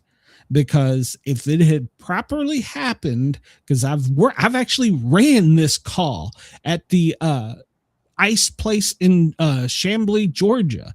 Somebody set off a pepper spray canister. We knew what it was pretty quickly, but we had to lock the facility down and decontaminate everybody. First, treat the people who were directly injured, and then we had to decontaminate them while the FBI hazmat team went in and got the rest of the substance. So this was absolutely a staged event, because she went on, she charged towards him. Then she said she's a fighter and stood up there and carried on. If you're so concerned about your goddamn citizens, why did you let them sit in a room with an unknown substance on the ground that could have been inhaled, that could have killed the entire room? I'll wait.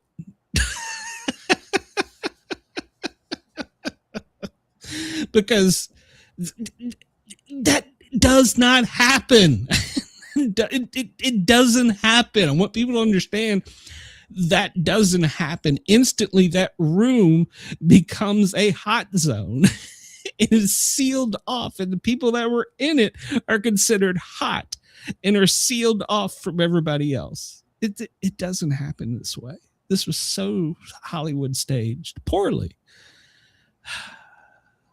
Chris says she didn't want to look weak, so she had to stay up there talking so she could go on saying they were going to continue the fight. Yes. So there's my 2 cents. I don't believe it for a damn minute. So security failed her, should have shut it down. This was from the National Enquirer. This was from the National Enquirer. A guy in Tennessee, Knoxville, decided to drive on the frozen lake. Bad idea. Here in the South, our lakes don't freeze that much. So he was out there doing donuts. He managed to get a donut or 2 in, and well, then he was pronounced dead when they pulled him out of his vehicle and underwater. So yeah, bad idea. Bad idea. South Carolina, well, you have the largest measles outbreak with 789, which is the worst, beating Texas. So you got beat, Brenda, by many cases. So, as of 789 cases right now in the Carolinas. But don't worry, they're going to get frozen in, so they'll keep all that shit over there. So, hopefully, let's see. We're trying to go through this quick. Key reason that the Democrats are trying to stop deportations. Well, it's got to do with flipping colors from blue to red. We'll cover that another day. This guy was a carjacker in Florida. He apologized as he was carjacking a victim, allowed her to keep her purse and her belongings on West Colonial Drive. I know right where that is. I actually do know right where that was. He said he needed to go see his grandmother and was crying, and he pointed a gun in her face and took her stuff, kicked her out, and drove off. So there was a police chase, and they got the guy, but he was just trying to go see his grandmother. So maybe Granny can come visit him in jail. Chris, this is a sports story for you.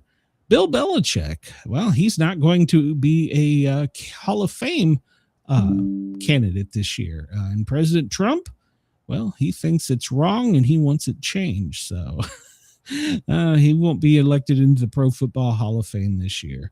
And guess what, President Trump? It's not going to matter. There's no chance of them changing just because of you. So, the discombobulator. We didn't even get to that, Brenda. The discombobulator, President Trump's secret weapon. Are you even there, Brenda? Or are you dead? Discombobulator. Yes, I'm here. I'm just listening.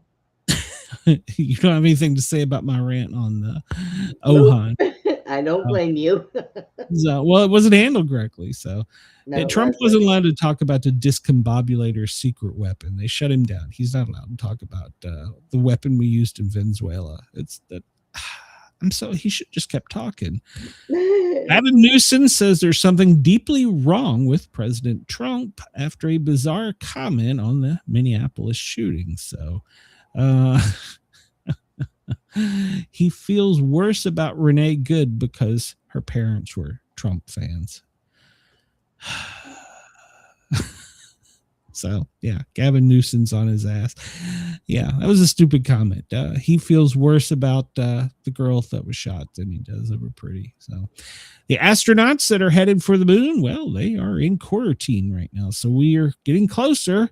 4 astronauts have entered quarantine in preparation for their mission. So they do this so that they don't pick up any illnesses that could delay their mission. So they are in quarantine for about the next 15 days, and everything from this point forward will be sterile. Food will taste like shit, I bet. So Sydney Sweeney, she lost a lingerie line, and well, it's taken off like fire and pretty much selling out everywhere, proving the old theory, put a hot chick in a thong and you can sell anything. So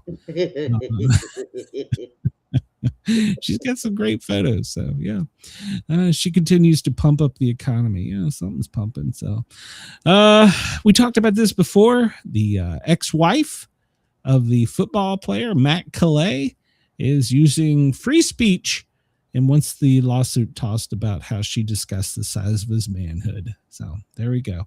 All right, we got to get out of here. 2 minutes to his 2 inches, and we're good. There you go. We will be back tonight, 9:00 Eastern time, for the Sportcat show. We have an author, and he's got a great theory on President Kennedy's assassination. Then after that, we have another author lined up. So, yeah. So everybody come check us out tonight.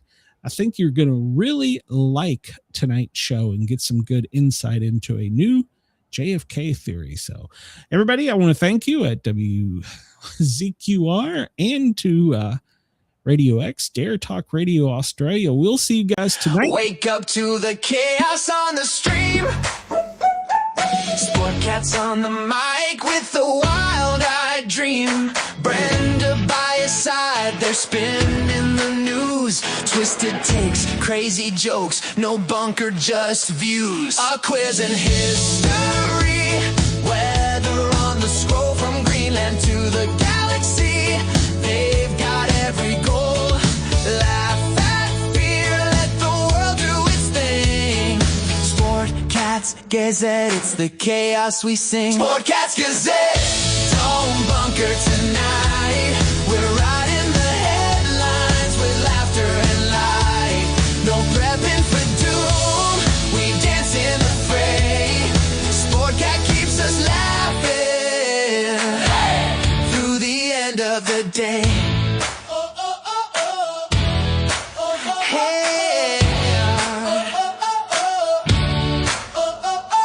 NASA aborts, politics explode. The daily quiz keeps us in code. Sasquatch, aliens, sports and lore. Every show's an adventure, never a bore. Waves to Brenda's grin and Sportcat's twist. We're doomscroll proof, we can't resist. Turn up that stream. Hit that bell. In the chaos of life, we laugh and yell. Sportcats Gazette, don't bunker tonight. We're riding the headlines with laughter and light. No prepping for doom, we dance in the fray. Sportcat keeps us laughing through the end of the day.